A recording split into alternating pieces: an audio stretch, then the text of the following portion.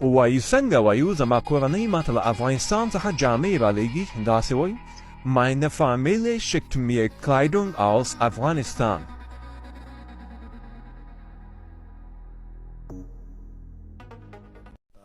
یو نوی اصطلاح زده کوو پاملرنه یا د ځان خیال ساتل او وایو مونږه ماخس ګوډ انګلیسي کې وایو ټیک کیر.